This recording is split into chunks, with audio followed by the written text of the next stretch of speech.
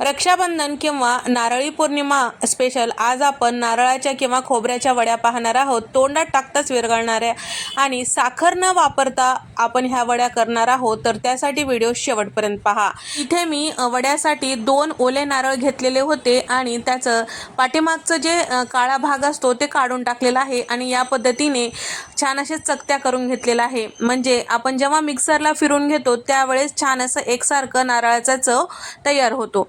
तर या ठिकाणी जर तुम्हाला खोवून घ्यायचं असेल तर त्या पद्धतीने तुम्ही नारळ सुद्धा खोवून घेऊ शकता, काही हरकत नाही। तर इथे आपल्याला नारळाचा चव जेव्हा मोजून घेतो त्यावेळेस आपल्याला एखाद्या कपनं वाटीने छान दाबून भरून मोजायचं आहे, म्हणजे गुळाचं प्रमाण चुकणार नाही।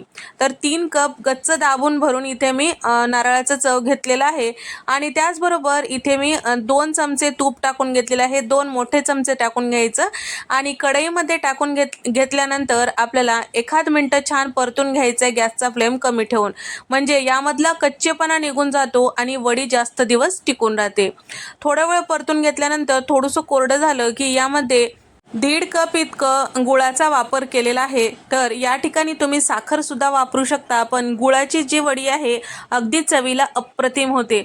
तर या ठिकाणी गुळाचा वापर करते वेळेस थोडंसं ओबडधोबड असं फोडून मी टाकून घेतलेलं आहे, तुम्ही किसून सुद्धा टाकून घेऊ शकता। यामध्ये छान असं टाकून परतून घ्यायचं।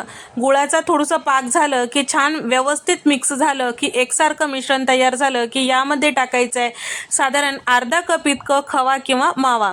जर तुम्हाला दूध पावडर टाकायचं असेल तर तेही टाकू शकता। तर या ठिकाणी मी खवा टाकून घेतलेला आहे, तर किसून टाकायचं म्हणजे पटकन मिक्स होतो। आता हे मिश्रण आपल्याला परतून घ्यायचं आहे, सतत छान असं गोळा बनेपर्यंत, कढईपासून वेगळं होईपर्यंत आपल्याला छान परतून घ्यायचं आहे। तर आता हे वडी सेट करण्यासाठी एखाद्या ताटाला मी तूप लावून घेतलेलं आहे। आता ताटामध्ये आपल्याला हे मिश्रण टाकून छान थापून घ्यायचं आहे। तर आता हे मिश्रण थोडंसं कोरडं झालं की यामध्ये साधारण अर्धा चमचा वेलची पूड टाकून घेतलेलं आहे, ते सुद्धा मिक्स करून घ्यायचं आहे। थोडंसं हे मिश्रण कोरडं होत गेलं की लास्टला टाकायचं, म्हणजे चव टिकून राहते। तर तुम्ही बघू शकता जसं हे मिश्रण आपण परतत आहोत तसं हे गोळा बनत चाललेला आहे आणि सोबतच हे मिश्रण जेव्हा आपण चमच्याने खालीवरी करत आहोत त्यावेळेस थोडंसं असं कोरडं दिसत आहे, तुम्हाला जाणवलेलंच आहे।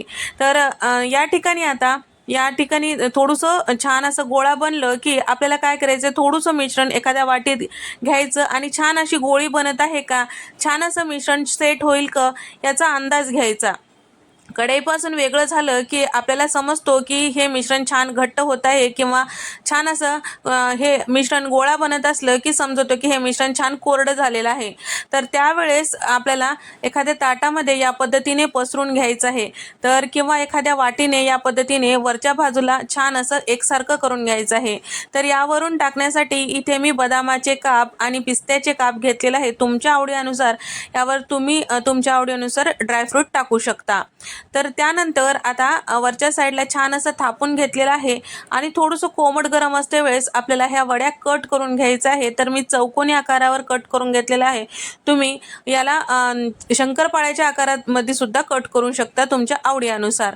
तर तुम्ही बघू शकता अगदी मस्त असे हे वड्या तयार झालेले आहे। पूर्णपणे थंड झालं की अगदी सहजपणे हे वड्या निघतात आणि तुम्ही बघू शकता मस्त खुसखुशीत अशा ह्या वड्या तयार झालेल्या आहेत। जर तुम्हाला गुळाची वडी करत असताल तर त्या ठिकाणी आपल्याला परतवते वेळेस थोडंसं वेळ द्यायचा आहे। गोळा बनेपर्यंत आपल्याला हे मिश्रण कढईमधून काढायचं नाही, हे लक्षात ठेवा।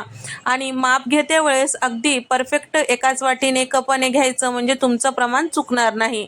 तुम्ही बघू शकता तोंडात टाकताच विरघळणारी वडी। मला हा व्हिडिओ आवडला असेल तर नक्की सबस्क्राईब करा।